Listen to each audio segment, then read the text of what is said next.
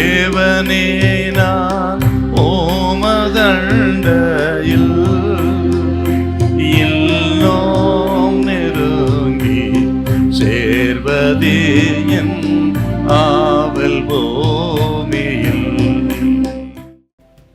சங்கீதம் 77:20 கொஞ்சம் வாசிக்க பார்க்கலாம்.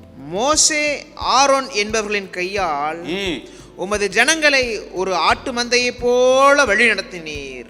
மோசே ஆரோன் என்பவர்களின் கையால் உமது ஜனங்களை ஒரு ஆட்டு மந்தையை போல வழி நடத்தினீர்.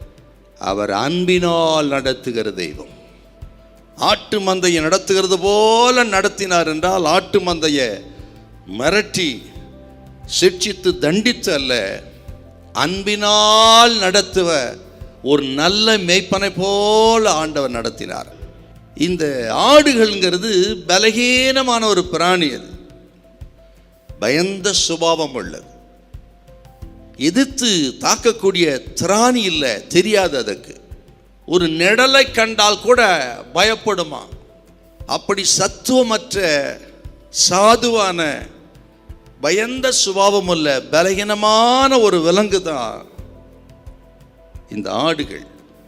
அந்த ஆடுகளுக்கு, அப்படிப்பட்ட ஆடுகளுக்கு நடத்த, பாதுகாக்க, துஷ்ட மிருகத்தின் கையிலிருந்து பாதுகாக்க ஒரு மேய்ப்பன் வேணும். அந்த மேய்ப்பன் தான் நடத்த முடியும். அதை போல இஸ்ரவேல் ஜனம் அந்த வனாந்தரத்தில் அப்படித்தான் இருந்தார்கள். யுத்தத்தில் பழக்கம் இல்லாதவர்கள், 430 வருஷம் அடிமைத்தனத்தில் கிடந்தவர்கள், பலனற்றவர்கள், சத்துவமற்றவர்கள், பாதை தெரியாதவர்கள். இப்படி ஆடுகளை போல இருந்த தமது ஜனத்தை ஆண்டவர் ஒவ்வொரு நாளும் நல்ல மேய்ப்பனை போல நடத்தினாராம்.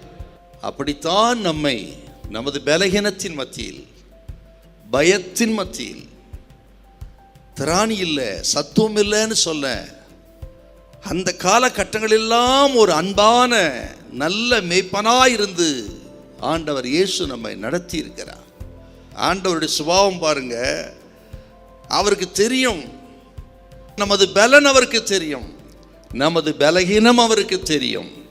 ஆகவே தான் எந்தெந்த சமயங்களை எப்படி நடத்த வேண்டுமோ அப்படி நடத்தி இருக்கிறார்.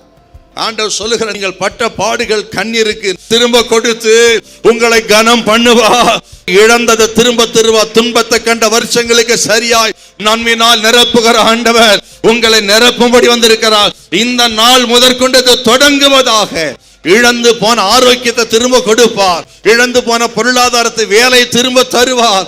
இழந்து போன நல்ல உறவுகளை மறுபடியும் ஆண்டவர் புதுப்பித்து உங்களை நடத்துகிற நல்ல மேய்ப்பன். ஹல்லேலூயா, ஹல்லேலூயா.